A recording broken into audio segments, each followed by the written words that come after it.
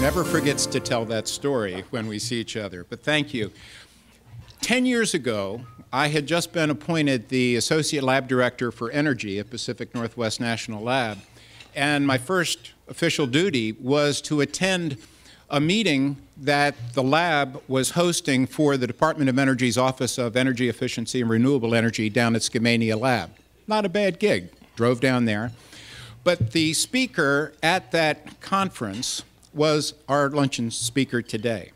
And I remember being extremely impressed with the knowledge that this person had of the broad energy industry, but even more important, the way he could piece it together and look into the future. And that was a time, those of you old enough will remember Alvin Toffler and the book he wrote, Future Shock, looking well into the future. Well, what I saw in that speaker at that conference was the ability to do that also with energy and where are we going. And I was so terribly impressed with him that I asked him to join and lead the advisory committee that we had at the lab for energy at that point in time. And I'm very pleased to say that that's a position he still holds today for the overall PNNL advisory committee. So obviously it stuck on very, very well. Jesse Berst is the managing director of Global Smart Energy. And he serves not only on the PNNL board, but a number of other organizations. And he's also written a number of books and authored over 100 articles about smart energy, the grid, how we use energy, and how we can be more efficient with it. So he is not only a national, but an internationally known expert in this field. But the other thing very interesting about Jesse is he's also a Richland native. And we actually have in our audience this afternoon his mother and father, who I understand are hearing him speak for the first time. So, welcome. That's right. And on top of all of those capabilities that Jesse has when it comes to energy and the technical and the futuristic aspects of it, he's also just a very highly entertaining speaker, and I'm sure you're just going to have a wonderful time this afternoon. So after setting the bar that high and with his parents in the audience, please welcome Jesse Berst. Thank you, Mike. You're kind.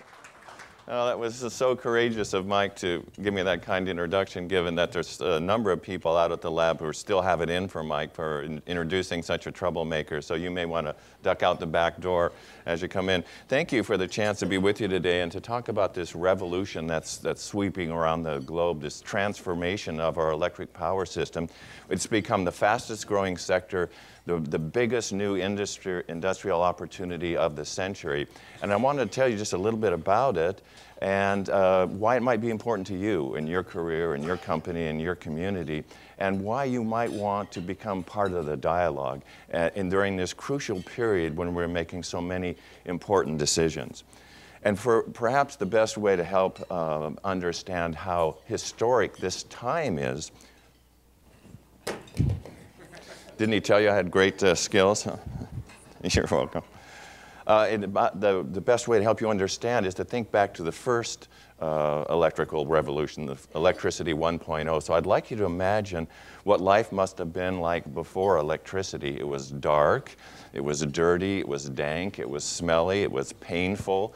It was a much different way of living. And you know, it's no exaggeration to say that in 1880, just before the electricity 1.0, just before Thomas Edison launched that off for us, that the average middle-class American lived not much different than a middle-class Roman from 2,000 years before. If you wanted to read at night, you huddled around a flame. If you wanted to stay warm, you burnt something inside and lived with the indoor air pollution. If you wanted comfort and convenience, you had slaves or you had servants.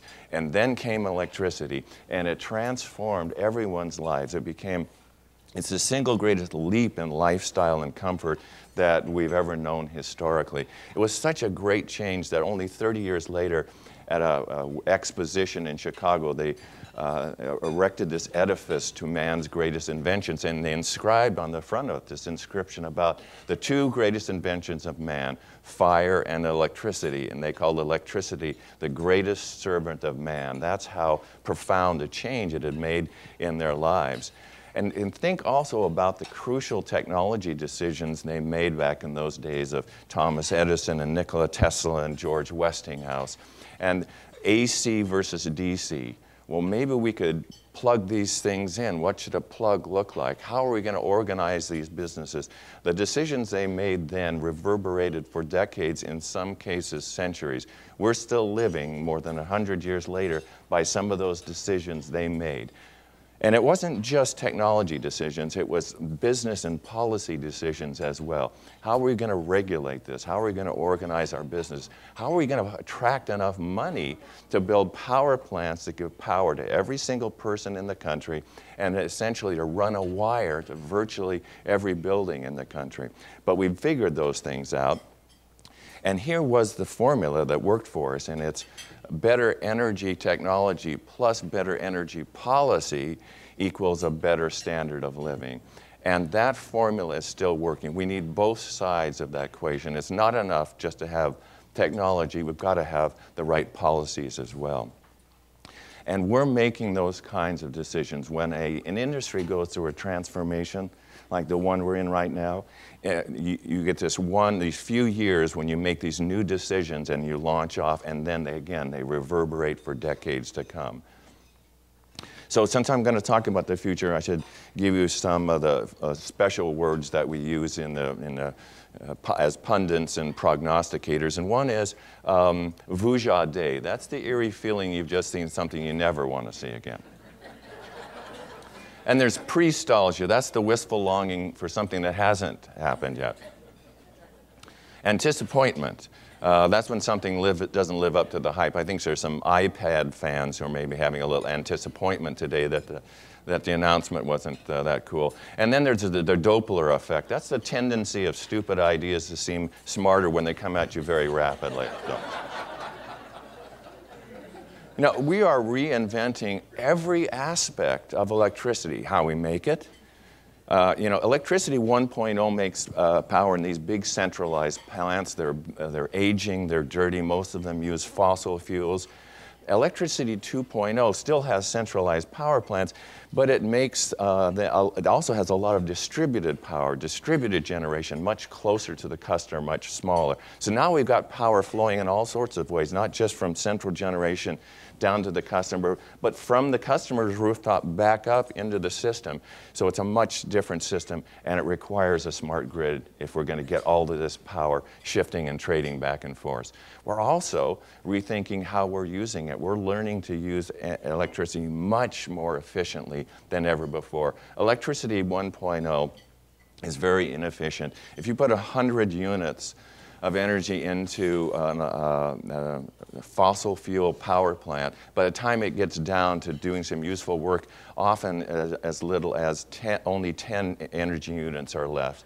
So we can do much, much better than that. And electricity 2.0 is much more efficient, and equally it's connected. It's grid connected, grid aware. We're already selling appliances, dishwashers, washing machines that talk to the grid, that tell the grid, that watch the grid, that listen to find out when the prices are lowest, that report what they need, and can even, in some cases, adjust themselves if they detect that there's a problem with the grid and reduce their demand for a few minutes to help the grid recover. And some of that technology was invented right out here at Pacific Northwest National Laboratory.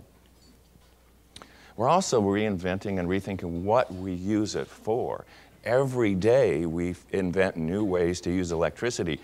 By some accounts, 40% or more of all the patents that we do are related to electric power in some way. And then finally, we're reinventing how we deliver it.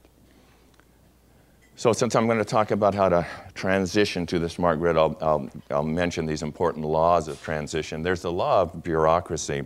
For every useful action, there's an equal and opposite government program, okay? important to remember. The law of big corporations, when you starve with the tiger starves less. As I tried to tell my small company friends who are dealing with Cisco and IBM and Microsoft, right? The tiger starves less. The law of dispersal, whatever hits the fan will not be evenly distributed, right? And finally, the law of leadership. Nothing is impossible for the man who doesn't have to do it himself. So here's the problem.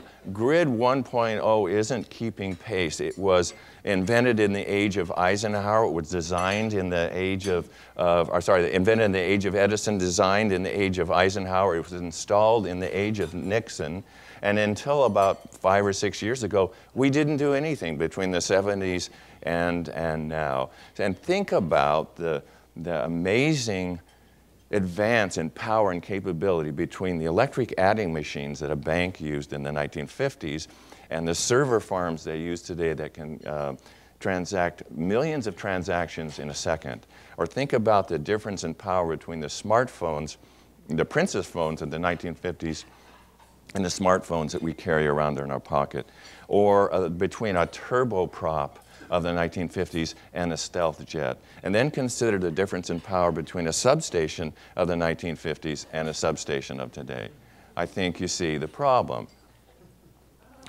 And here's the good news. We've actually done this before. We've built many digital networks already, cable networks and satellite TV networks and telecommunications networks. And at the most fundamental level, they're all these same three things: smart devices, smart communications, smart software. So for the cable world, it looks like a smart set-top box talks over the cable to smart software up in the head end. In the cellular networks, it's the smartphones that talk over the cellular airwaves to the smart software. For the smart grid, it's the same thing. In the case of the grid, it's smart, typically devices that meter something, measure something, or monitor something. So smart meters, monitors, sensors, and so forth. And the smart grid uses a variety of communications pathways, not just one, and it's talking to that smart software up in the control room. But here's the thing that's really unique about this grid, and one of the reasons it's such an enormous economic opportunity right now. In fact, I was snuck out to read my email just a few moments ago, and there's an announcement today from the World Economic Forum that the energy sector is leading the global recovery. Now, this is the whole energy sector, oil, gas, and electric, but the point is energy is where it's at these days. Our Grid 2.0 is going to be an end-to-end network, so every piece of it is going to be instrumented and intelligent and interconnected. So the generation, the substations, all along the lines, all the way down to the meters at the side of the customer premise, and then actually into the premise and talking to those devices on the factory floors and those machines in the offices and the lighting systems and the HVAC systems, and in our homes even talking to the appliances, all interconnected. So you may have heard about the machine-to-machine world or the Internet of Things, this big new business opportunity people have been talking about for the last 10 or 15 years. It turns out the smart grid is going to be the first instance of that at scale, the first real-world example of millions of devices connected to the internet and all talking to each other and making decisions for us far more quickly than we could ever make for ourselves based on the rules that we program in for them. So I guess the point I want to underline here is that Electricity 2.0 puts a smart grid at the center. So I want you to think back to personal computers and remember how cool they were when they first came out and all the stuff you could do in Lotus 1-2-3 and WordPerfect. And then what happened when we could network them in the office and how much better that was. We could trade files and trade messages. And then when the internet came on and we could now interconnect with everyone, we could send email to anyone, anywhere in the world. And how much more, and then came Web 2.0 and Facebook and YouTube, and now we could waste time anywhere for as long as we wanted. The point is that when you network these things, it multiplies and amplifies their power. That's what's going on with the smart grid. It's really an internet for energy, and it enables us to interchange energy and information. And that has great benefits to consumers, to communities, to companies, and even to our country. I could list dozens, and sometimes to my great pain, I do that at cocktail parties, and you should see the look of fear that in the eyes of my neighbors when I walk into a party. But I won't regale you with all the benefits, but I'll mention just a couple of them. And one is it gives consumers more choice and control, tools to know and control your energy use. Here's an example from a company called O-Power, where it's saying, you know what, you're using 54% more energy than other homes in your neighborhood with the same weather conditions about the same size. And many other tools available. You see, we focus too much right now on rates, but what we should focus on bills. You can have higher rates but lower bills if you have the tools to control your own power. California, for instance, has amongst the highest electricity rates anywhere in the nation, and yet their average bills are about the same of average because they're the leading state in terms of energy efficient. They're just much more efficient. And many of those energy efficiency programs have been rolled out through their utilities. But it's not just about control, it's also about choice. It's not unusual in the average American family to spend about the same each year for gasoline, for telecom, and for electric. Now this may change as gasoline prices go up, but it's often about $2,000, a little more, a little less. Look at all the choice you've got in gasoline. I mean, you can carpool, you can get an electric vehicle, you can get a small car, you can take public transportation, and think about all the choice you've got in telecommunications and voicemail and Google Voice and PBXs and cell phones and all the calling plans. You can design your communications you need just for you and your family. And then think about the choice you've got on electric power. You know, take it or leave it, basically. Shouldn't we have choice in electric power? Shouldn't you be able to design the program that's best for you because you work at home, or that's best for you because you have a large business over here, rather than this one-size-fits-all approach? And we're now getting the technology that allows us to do that. And there's a few regions around the world, in the United Kingdom, Texas, Pennsylvania, that are really beginning to experience where you can buy electric power from dozens, even hundreds of different suppliers, all competing to give you the best little bundle of things and extras to go along with your electric power, and to give you a rate plan that's tailored to you. In PG&E territory in Northern California, it watches for you and it suggests the rate plan that would be best for you and guarantees that if it's not better, they'll refund you the difference. The smart grid also allows more renewables. So many of us are eager to see more clean energy in our country, but here's the thing, renewables are typically variable. When the sun, when the cloud goes over the PV array, when the wind dies or surges, that goes up and down, and that is very difficult for Grid 1.0, because remember, electric power has to be constantly balanced. Every second we have to have exactly as much supply as we have demand. So if that supply drops dramatically or raises suddenly, it's extremely difficult to have the grid remain in balance unless you've got a smart grid. So if you're in favor of renewables, you're in favor of a smart grid whether you realize it or not. For companies, reliability. I won't try and read this, but I just picked out this chart from Lawrence Berkeley National Laboratory, which explains the cost of momentary interruptions. Now, not hour-long, not day-long, just enough to make your computer go on and off. So, and I picked one that's one of the very lowest. Medium to large-size service business, $8,283 on average for one momentary interruption. If you take those numbers from all the businesses around the country, our annual cost of interruptions is just under $80 billion according to the lab. Our national, to make the math easy, electric bill is about $320 billion, let's say. So we're paying this hidden surcharge of about a quarter of that on top of it because of the cost of interruptions that we're doing. So since I'm talking about corporations, here's some important corporate vocabulary. Blamestorming. This is this is brainstorming who to blame if things go wrong. So I always want to do that at the beginning of your projects.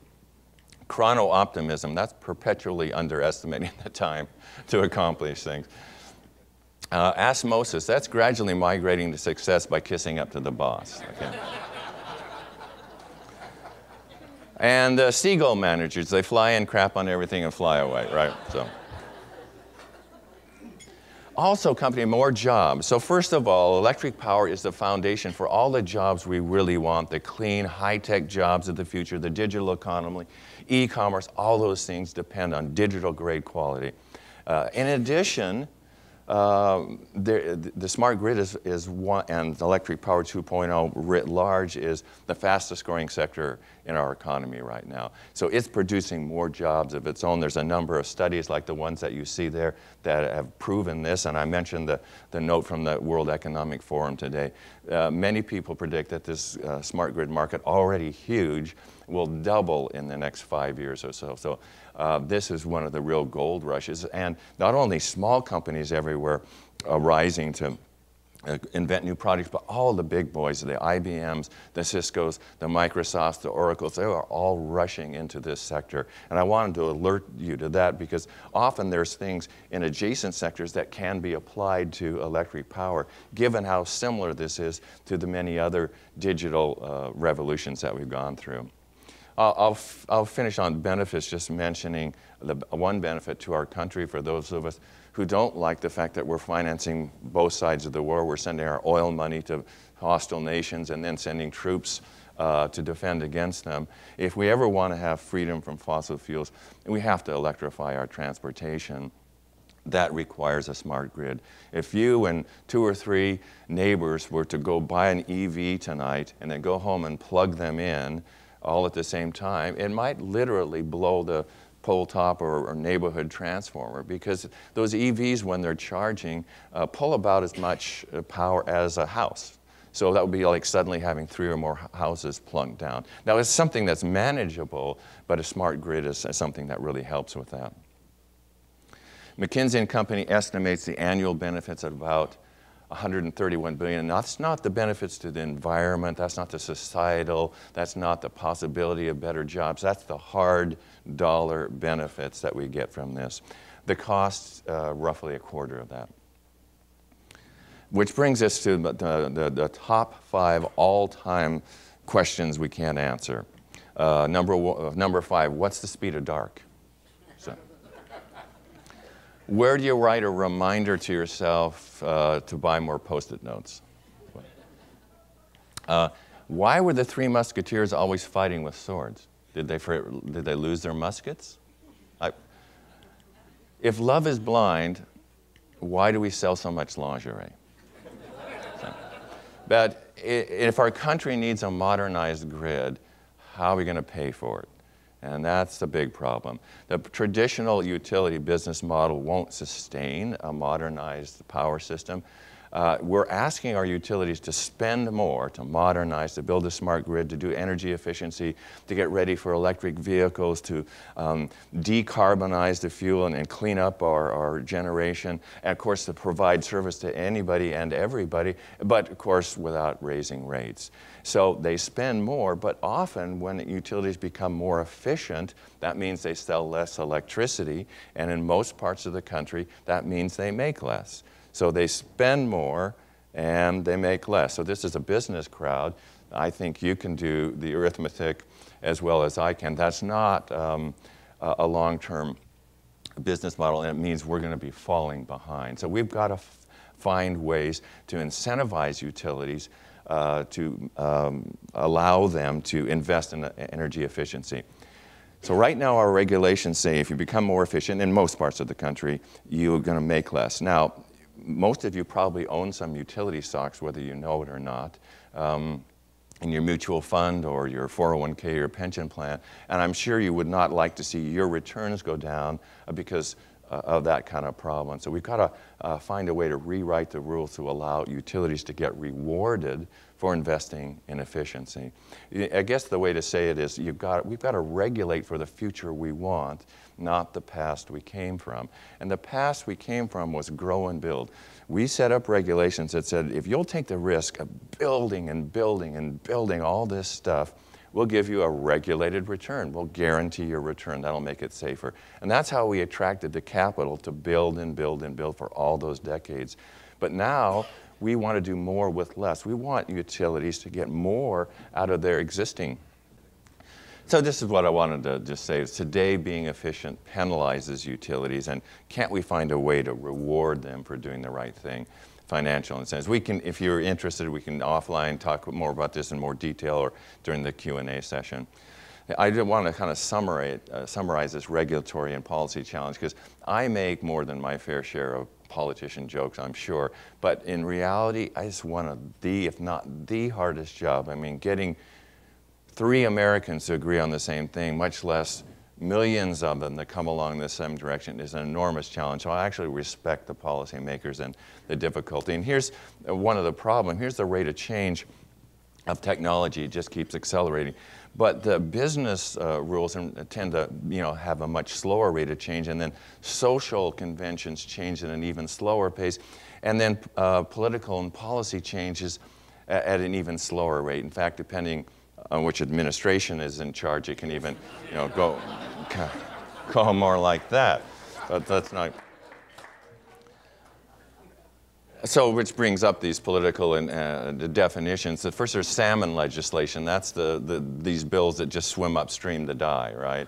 And we had more than our fair share in this Congress. Speed bumpkins. That's those good old boys from the southern states, typically, who block the progress.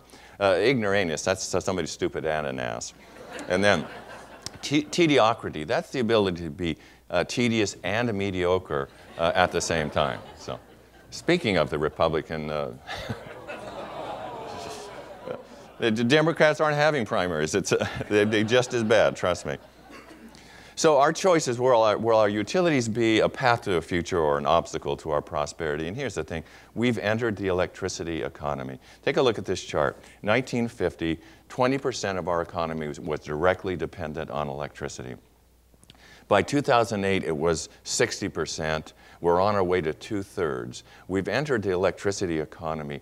In the last century, it was access to cheap petroleum. In this century, the predicate for national prosperity will be access to cheap, reliable, green electricity. And it has to be all three.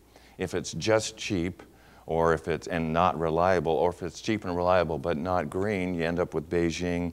It has so much smog you can't see across the street, right? So it's got to be all three of those things. That means we've got to recognize that electricity is the foundation of our national prosperity now and our national security. We've got to rethink the role of electric power and recognize how important it is right now.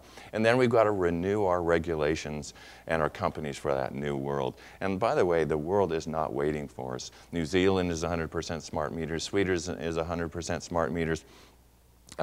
The Middle East is underway, Italy, Brazil, China has made the smart grid one of the 6 pillars of its latest 5-year plan. They get how important it is to have this important foundation for our economy. So I'd ask you, if you're a member of a utility, could you start talking with regulators about the future you want?